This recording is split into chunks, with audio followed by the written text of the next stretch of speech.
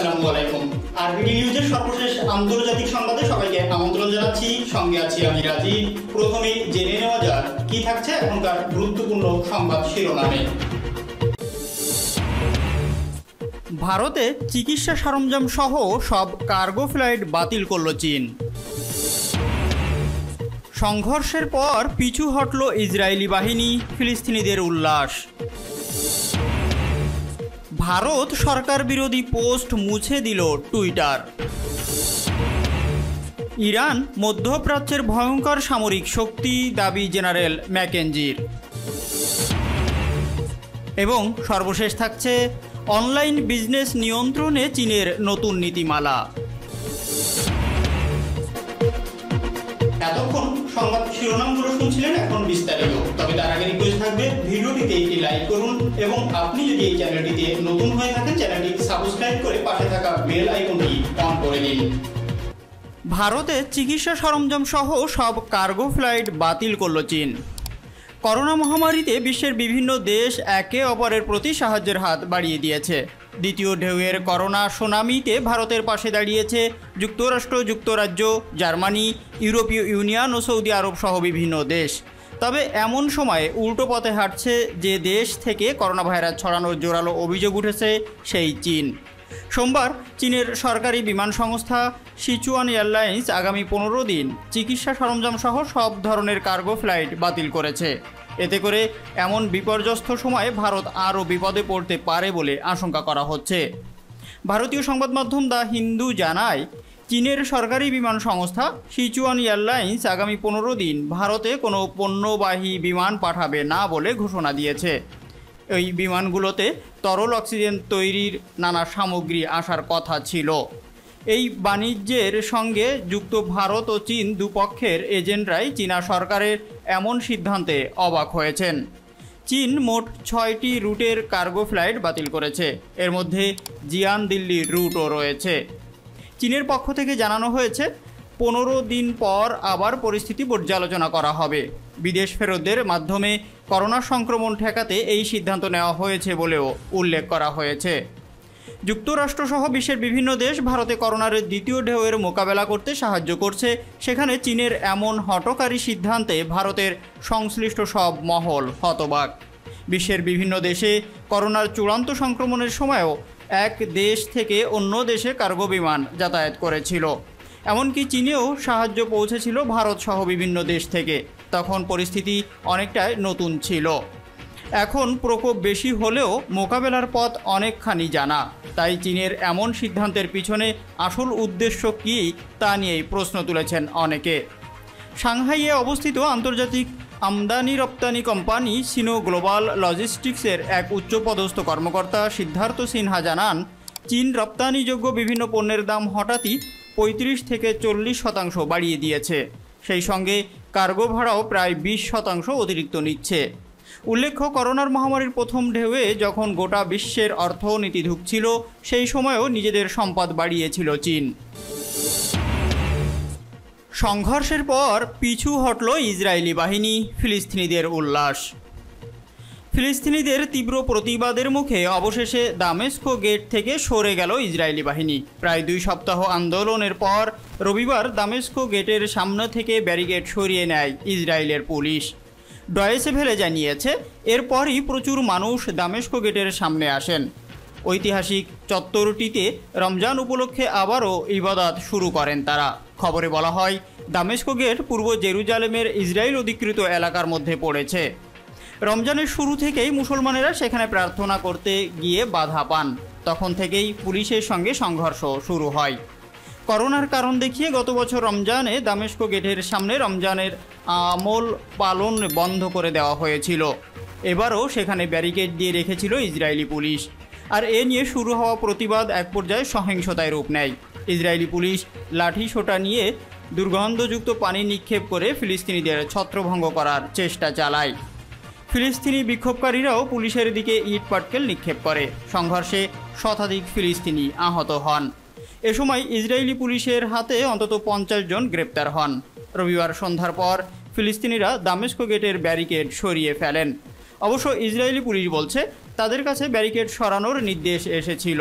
দামেস্ক গেটে সমবেত হওয়ার অনুমতি পাওয়ার পরপরই রবিবার রাত থেকে সেখানে আনন্দ উল্লাস শুরু করেন ফিলিস্তিনিরা। এ সময় অনেকের হাতেই ছিল ফিলিস্তিনের পতাকা, তবে ইসরায়েলি পুলিশ পতাকাগুলো ছিনিয়ে নিতে গেলে এ নিয়ে সেখানে আরেক দফা হাতাহাতি হয়।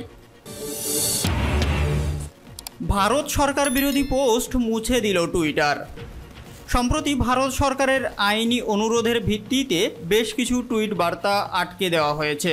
টুইটার জানিয়েছে, সরকারের সমালোচনামূলক কিছু টুইট বার্তা সরিয়ে নিতে নয়াদিল্লি একটি তাৎক্ষণিক নির্দেশ জারি করে।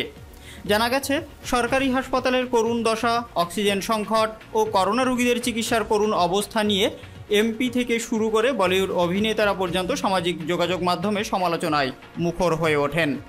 ভারত সরকার 23 এপ্রিল এই সংক্রান্ত একটি আইনি নির্দেশনা পাঠায় টুইটারকে। এসব টুইট বার্তার মধ্যে রেবনাথ রেড্ডি নামের একজন আইন প্রণেতা, পশ্চিমবঙ্গ রাজ্য সরকারের মন্ত্রী মলয় ঘটক এবং অবিনাশ দাস নামে এক চলচ্চিত্র নির্মাতার টুইটও রয়েছে। সরকারি অনুরোধপত্রের ভারতের 2000 সালের তথ্য প্রযুক্তি আইনের কথা উল্লেখ করা হয়। এক বিবৃতিতে টুইটারের মুখপাত্র বলেন, আমরা যখন একটি বৈধ আইনি অনুরোধ পাই, আমরা সেটি টুইটারের নীতিমালা ও স্থানীয় আইনের নিরেখে পর্যালোচনা করি। কোনো পোস্ট যদি টুইটারের নীতিমালা ভঙ্গ করে, তাৎক্ষণিকভাবে তা সরিয়ে ফেলা হয়। আর যদি সেটা টুইটারের নীতিমালা ভঙ্গ না করে কিন্তু একটি নির্দিষ্ট আইনি এলাকার আইনের বেআইনি বিবেচিত হয়, সেক্ষেত্রে আমরা শুধু ওই এলাকা অর্থাৎ ভারত থেকে ওই টুইট বার্তার প্রবেশ বন্ধ করে দেই। মুখপাত্র আরও জানিয়েছেন, টুইট বার্তা আটকে দেওয়ার বিষয়টি অ্যাকাউন্টধারী ব্যক্তিদের তারা সরাসরি জানিয়েছেন এবং এটাও জানিয়েছেন টুইট বার্তাটি বন্ধ করে রাখার বিষয়ে তাদের প্রতিষ্ঠানকে আইনি নির্দেশনা দেওয়া হয়েছে। ভারতের স্বাস্থ্য দপ্তর জানিয়েছে, গত 24 ঘন্টায় 3.5 লাখ মানুষের মধ্যে সংক্রমণ ধরা পড়েছে সেখানে। করোনা নিয়ে এমনিতেই ভয়াবহ অবস্থা ভারতের, তার উপর সমালোচনার ঝড়ে ধুঁকছে দেশটির সরকার। ইরান মধ্যপ্রাচ্যের ভয়ঙ্কর সামরিক শক্তি বলছেন জেনারেল ম্যাকেনজি। মার্কিন সেন্ট্রাল কমান্ডের প্রধান জেনারেল কেনেথ ম্যাকেনজি বলেছেন, ইসলামী প্রজাতন্ত্র ইরান হচ্ছে মধ্যপ্রাচ্যের ভয়ঙ্কর সামরিক শক্তির অধিকারী এবং তাদের যে ক্ষেপণাস্ত্র বাহিনী রয়েছে সেটি হচ্ছে মধ্যপ্রাচ্যের সবচেয়ে শক্তিশালী বাহিনী। মার্কিন কংগ্রেসের প্রতিনিধি পরিষদের আর্মড সার্ভিসেস কমিটির শুনানিতে ইরানের সামরিক শক্তি সম্পর্কে এই স্বীকৃতি দিয়েছেন জেনারেল ম্যাকেনজি। তিনি আরও বলেছেন, ইরান ব্যাপকভাবে ড্রোন ব্যবহার করছে, যার অর্থ হচ্ছে কোরিয়া যুদ্ধের পর এই প্রথম আকাশ শক্তিতে আমেরিকা পূর্ণ কর্তৃত্ব হারিয়েছে। গত বছর ইরাকে মার্কিন সামরিক ঘাঁটিতে ব্যাপকভাবে ক্ষেপণাস্ত্র হামলা চালিয়েছিল ইরান, আর সেই ক্ষেপণাস্ত্র প্রতিহত করতে পারেনি মার্কিন বাহিনী। এছাড়া ইরানের আকাশ সীমায় আমেরিকার কোনো ড্রোন প্রবেশ করলেই তা ভূপাতিত কিংবা অক্ষত অবস্থায় নামিয়ে নিয়েছে ইরানি সামরিক বিশেষজ্ঞরা। এরপর জেনারেল ম্যাকেনজি এই স্বীকৃতি দিলেন। ইসলামী প্রজাতন্ত্র ইরান সম্প্রতি বছরগুলোতে সামরিক শক্তিতে বিশেষ অগ্রগতি লাভ করেছে, তবে ইরান সবসময় বলে আসছে তার সামরিক শক্তি নিতান্তই আত্মরক্ষাত্মকমূলক এবং আঞ্চলিক দেশগুলোর জন্য তা হুমকি নয়।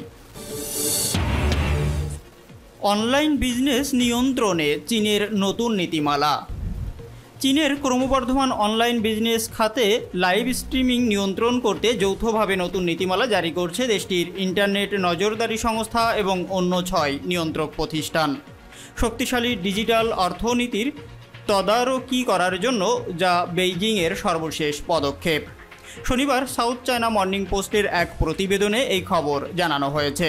গত শুক্রবার চীনের সাইবার স্পেস প্রশাসনের ওয়েবসাইটে এক বিবৃতিতে বলা হয়েছে, নতুন নীতিমালা অনুযায়ী পরিষেবা সরবরাহকারীদের লাইভ স্ট্রিমিংয়ের মাধ্যমে বেআইনি ও বিক্রয়ের জন্য অসমর্থিত বা পণ্য ও পরিষেবার বিভাগগুলোর উল্লেখ করে একটি তালিকা তৈরি করতে হবে। এছাড়া জননিরাপত্তা মন্ত্রণালয় এবং বাজার নিয়ন্ত্রণের জন্য রাজ্য প্রশাসনের দ্বারা প্রচারিত এই নীতিমালার মধ্য দিয়ে জাল পণ্যাদি ছাড়াই ভিউয়ারের মিথ্যা সংখ্যা এবং জুয়া ও জালিয়াতির সাথে জড়িত হওয়া অবৈধ এবং নিষিদ্ধ হিসাবেই বিবেচিত হবে। লাইভ স্ট্রিমিং কন্টেন্টের নিরাপত্তা নিশ্চিত করতে প্রতিষ্ঠানগুলোকে একজন করে প্রফেশনাল নিযুক্ত করতে হবে, একটি ব্ল্যাকলিস্ট সিস্টেম স্থাপন করতে হবে, বিশেষ করে অ্যাকাউন্টধারী এবং লাইভ স্ট্রিমারদের জন্য যারা নীতি লঙ্ঘন করবে।